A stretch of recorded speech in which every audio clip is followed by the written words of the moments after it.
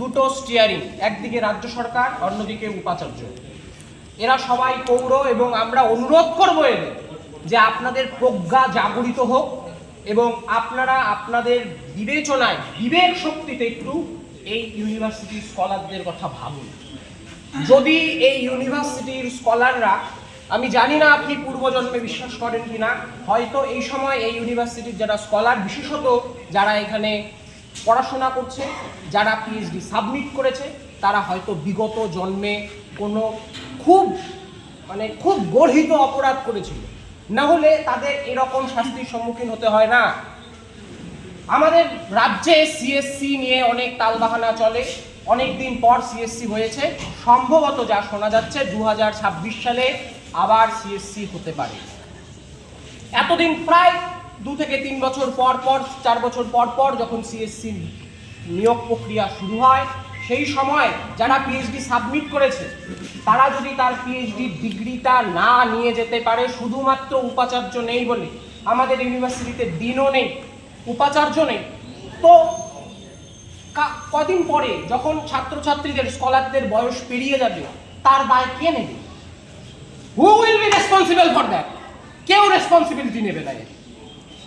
প্রথমত আমাদের এক অভিন্ন দাবি যে আমাদের ইউনিভার্সিটিতে অবিলম্বে একজন উপাচার্যের নিয়োগ হোক। যদি সেই সংক্রান্ত কোনো অসুবিধা থেকে থাকে, লিগাল হতে পারে, পলিটিক্যাল হতে পারে, সেটা দীর্ঘমেয়াদী হতে পারে, পার্শ্ববর্তী কোনো একজন ইউনিভার্সিটির উপাচার্যকে অ্যাডিশনাল চার্জ দিয়ে আমাদের যে সমস্যা, আমি হাত জোর করে জোর হস্তে বলছি, এই সমস্যার সমাধান কল্পে আপনারা অবশ্যই কোনো না কোনো স্টেপ নিন, দয়া করে নিন, না হলে এই ইউনিভার্সিটির ছাত্রছাত্রী, এদের ভবিষ্যৎ প্রজন্ম কোনো দিনও ক্ষমা করবে না। এখনো শান্তিপূর্ণ পদ্ধতিতে আন্দোলন, মুভমেন্ট চলছে। ভবিষ্যতে এই গতি প্রকৃতি কোন দিকে যায়, সেই প্রকৃতির জন্য কেউ রেসপন্সিবিলিটি নেবে না, কারণ এখানে সার্বিক স্বার্থ ইনভলভ হয়ে আছে। যদি একজন স্কলার তার পিএইচডি ডিগ্রি, যে কেউ সাবমিট করেছে, কেউ পোস্ট ডকের জন্য বিদেশে অ্যাপ্রুভাল পেয়ে গেছে, কিন্তু যেতে পারছে না, কেন যেতে পারছে না? তার অ্যাওয়ার্ডে। কেউ বাইরের কোনো একটা প্রাইভেট ইউনিভার্সিটিতে জব পেয়ে আছে, বলছে পিএইচডি ডিগ্রিটা নিয়ে আসো, তোমাকে নিয়োগপত্র দেব। উইদাউট পিএইচডি কিচ্ছু হবে না।